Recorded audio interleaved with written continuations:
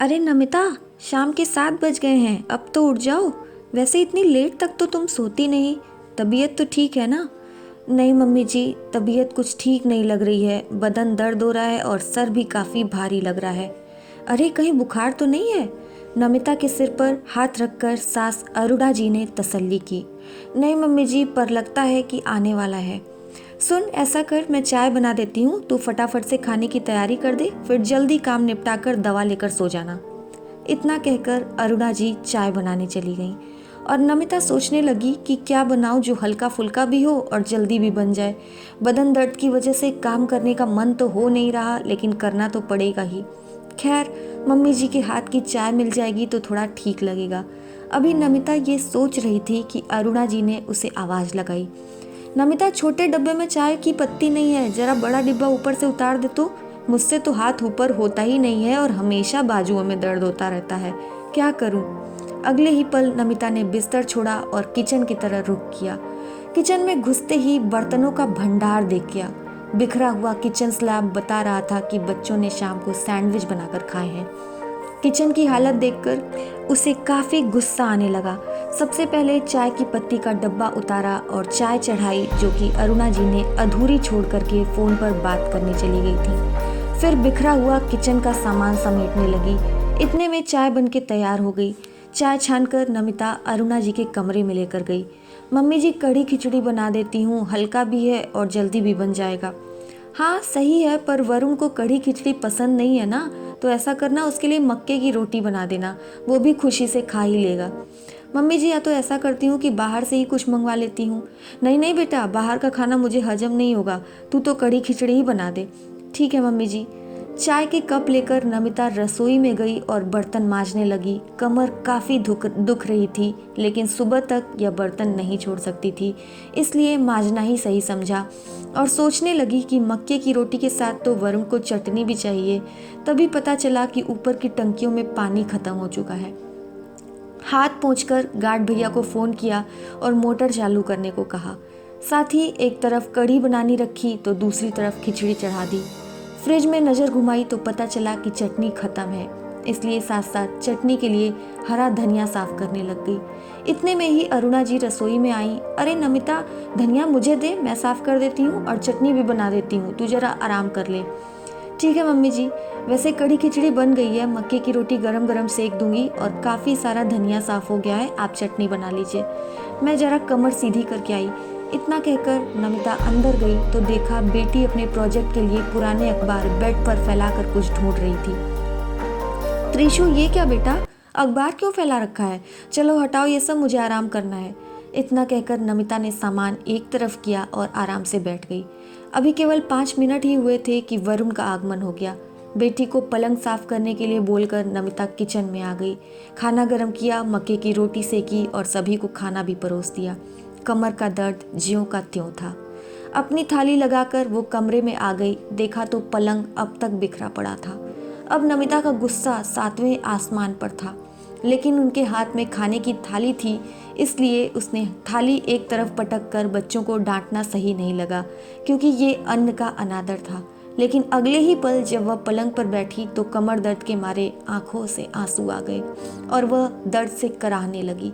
आवाज़ सुनकर वरुण भी कमरे में आ गया। क्या हुआ नमिता, तुम ठीक तो हो ना? बेटा, इसे कल से बुखार जैसा लग रहा है, कमर में भी बहुत दर्द है। मैंने तो कहा भी था कि आराम कर ले। नमिता, ज़्यादा दिक्कत थी तो बताना चाहिए था ना, और जब माँ ने कहा था कि आराम कर लो तो आराम करती ना। वाह वरुण वाह, कितना आसान है ये कह देना कि आराम कर लो, लेकिन कैसे करूँ यह भी तो कोई बताए। दर्द के मारे मैं बैठ भी नहीं पा रही हूँ, लेकिन ऐसे में भी किसी से मदद की कोई उम्मीद नहीं है मुझे। बच्चों को पता था कि मेरी तबीयत ठीक नहीं है, फिर भी पूरा किचन फैलाकर छोड़ दिया था। ऊपर से प्रोजेक्ट के नाम पर पूरा बेड बिखेर कर रख दिया है। कमर सीधी करने की भी जगह नहीं है। आपको भी पता है कि मेरी तबीयत ठीक नहीं है, लेकिन बोलने के बावजूद भी आप थोड़ा जल्दी नहीं आए ताकि डॉक्टर के पास जा सकें। अरे इतना भी नहीं हुआ आपसे तो फिर किसी मेडिकल शॉप से ही कोई दवाई ले आते, लेकिन नहीं, और मम्मी जी बोलना नहीं चाहिए, लेकिन वैसे भी हम बाहर का खाना मंगवाते ही हैं और होटल में जाकर भी खाते हैं। लेकिन आज जब मेरी तबीयत ठीक नहीं है तब आपको कढ़ी खिचड़ी ही खानी थी, क्योंकि बाहर का खाना आपको हजम नहीं होता है। हाँ, लेकिन बार बार तू आराम कर ले, तू आराम कर ले, यह ज़रूर बोलती रहीं और इसके लिए आपका बहुत बहुत धन्यवाद। पर काश कि एक बार आप मुझे वह मौका भी दे देती कि मैं आराम कर पाती। चाहते तो आप और त्रिशु मिलकर किचन क्लीन कर सकते थे। बच्चे चाहते तो रूम को बिखरा हुआ नहीं छोड़कर साफ कर देते। और पति देव, आप दवाई तो ला ही सकते थे ना। लेकिन नहीं, सबको खाली बोलना आता है, आराम कर लो, आराम कर लो। लेकिन आराम करूं तो कैसे करूं? खैर, गलती आप लोगों की भी नहीं है, गलती मेरी है, क्योंकि मैंने आप सबको अपनी आदत लगा दी है। कोई भी काम होता तो मैं खुद ही कर लेती हूँ, आप लोगों के लिए कोई मदद नहीं लेती हूँ। मन में हर बार यही आता है कि मम्मी जी बड़ी हैं, बुजुर्ग हैं, उनसे कैसे काम करवाऊँ। और बच्चे, उन पर तो पढ़ाई का बोझ है, तो काम करने वाली तो केवल मैं ही हूँ। लेकिन पति देव, अगर मैं आपके लिए, इस परिवार के लिए इतना सोचती हूँ तो कोई मेरे बारे में भी तो थोड़ा सोच सकता है ना। मैं भी तो थक गई हूँ, मुझे भी तो आराम की ज़रूरत है। मेरी भी तो इच्छा होती है कि बीमारी में कोई मुझे कुछ बनाकर खिला दे, कोई मेरे हाथ में दूध का गिलास पकड़ा दे ताकि मैं जल्दी से ठीक हो जाऊँ। और इतना कहते कहते नमिता का गला भर आया। दिल में छुपी हुई हर बात आज गुबार बनकर बाहर निकल चुकी थी। सबकी नज़रें झुकी हुई थीं। आज नमिता के बुखार ने सबकी आंखें खोल दी थीं और झुकी हुई नज़रें बता रही थीं कि सभी को अपना गलती का एहसास हो चुका था। मम्मी सॉरी, लेकिन आप उठो, आप एक काम करो, हमारा रूम बिल्कुल क्लीन है, आप वहाँ पर जाकर बैठो, मैं आपके लिए खाना गर्म करके लाती हूँ। त्रिशु ने नमिता को सहारा देकर उठने में मदद की और अपने कमरे में लिटा दिया। वरुण चुपचाप अपनी गाड़ी लेकर मेडिकल शॉप पर गए और नमिता के लिए दवाई लेकर आए। त्रिशु ने खाना गर्म किया और नमिता को अपने हाथों से खिलाया। वरुण ने दवाई लाकर दी और मम्मी जी ने गर्म दूध। फिर मम्मी जी ने किचन साफ किया और बच्चों ने नमिता का बेड क्लीन किया, तकिया लगा दिया। यह सब कुछ देखकर नमिता की आधी तबीयत तो वैसे ही ठीक हो गई। अगली सुबह जब वह उठी तो हर कोई घर के काम में उसकी मदद कर रहा था। इसे देखकर वो काफ़ी खुश हुई। तो फ्रेंड्स, अक्सर ऐसा होता है कि जो लेडीज़ होती हैं वो पूरे घर का ख्याल रखती हैं, लेकिन अगर लेडीज़ कभी बीमार पड़ जाएं तो उनका ख्याल रखने वाला कोई नहीं होता है। हाँ, हर कोई यह ज़रूर कह देता है कि आराम कर लो, लेकिन आराम करने के लिए फुर्सत के लम्हे आखिर मिलेंगे कैसे, ये कोई कभी नहीं सोचता।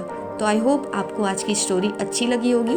और देखा जाए तो हर हाउसवाइफ की यही कहानी है। और स्टोरी अच्छी लगी हो तो मैं आपसे रिक्वेस्ट करूँगी कि इसको लाइक करिए, और जिन्होंने भी मेरे चैनल को सब्सक्राइब नहीं किया है प्लीज़ सब्सक्राइब करिए। जो मेरे चैनल का नाम है वो है यूनिवर्सल जूही, और फ्रेंड्स तक भी शेयर करिए। Thank you so much.